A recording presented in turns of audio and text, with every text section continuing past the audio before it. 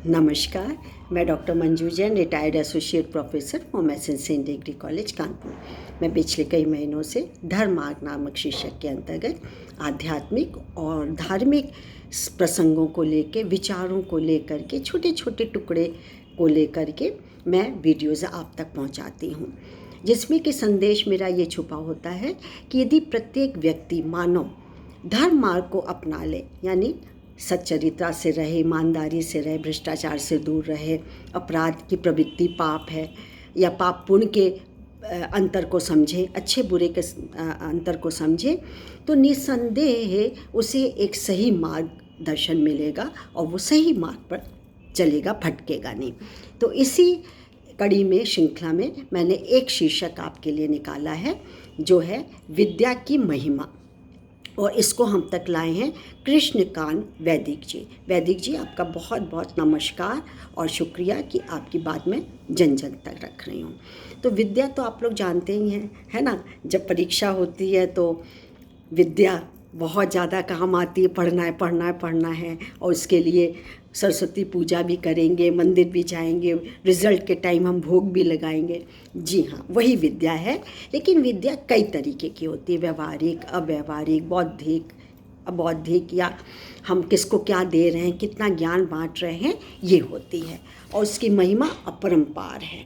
तो आज मैं आपके सामने यही पढ़ के बताती हूँ क्या है।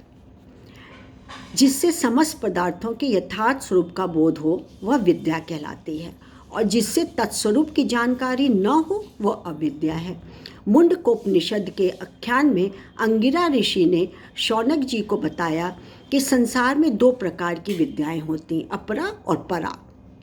अपरा विद्या के अंतर्गत संसार की समस्त विद्याएं आती हैं, जिनमें चारों वेदों जैसे शिक्षाकल्प, व्याकरण, निरुच्छन, ज्योतिष आदि का ज्ञान सम्मिलित है। परा विद्या में केवल ब्रह्म विद्या का स्थान रखा गया है। मनुष्य का कर्तव्य है कि तृण से लेकर, तृण मतलब तिनका से लेकर परमेश्वर तक सभी पदार्थ के यथार्थ स्वरूप को जाने। पदार्थों के संबंध में शाब्दिक ज्ञान की ही पर्याप्त नहीं है। ऋषियों ने योग द्वारा समाधिस्थ होकर के चेतन और जड़ के भेद का विवेक प्राप्त किया है, जो ज्ञान की चरम सीमा है, परम है। अविद्या और अज्ञान मनुष्य के शत्रु हैं, सभी जानते हैं। अविद्या आत्मोन्नति में बंधन का कारण है। योग दर्शन में महर्षि पतंजलि ने कहा है, तस्य हेतुर विद्या, अर्थात बंधन का कारण अविद्या है। महर्षि कणाद ने सांख्य दर्शन में कहा है, ज्ञान में मनुष्य की मुक्ति होती है और अज्ञान से बंधन होता है। यदि मनुष्य को बंधनों से मुक्ति प्राप्त करनी है तो उसे विद्या अवश्य प्राप्त करनी चाहिए।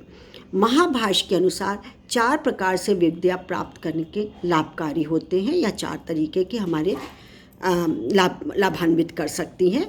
ये उपाय हैं: आगमन काल या आचार मुख से विद्या प्राप्त करना, स्वाध्याय काल या स्वयं अध्ययन करना, हम लोग किताबें पढ़ते हैं या किसी से सुनना, प्रवचन काल या प्रवचन देना, प्रवचन देते भी हैं और दूसरे का सुनते भी हैं, तथा व्यवहार काल यानी व्यवहार में प्रयोग आने वाली विद्या प्राप्त करना, जो हमारे काम आ सके।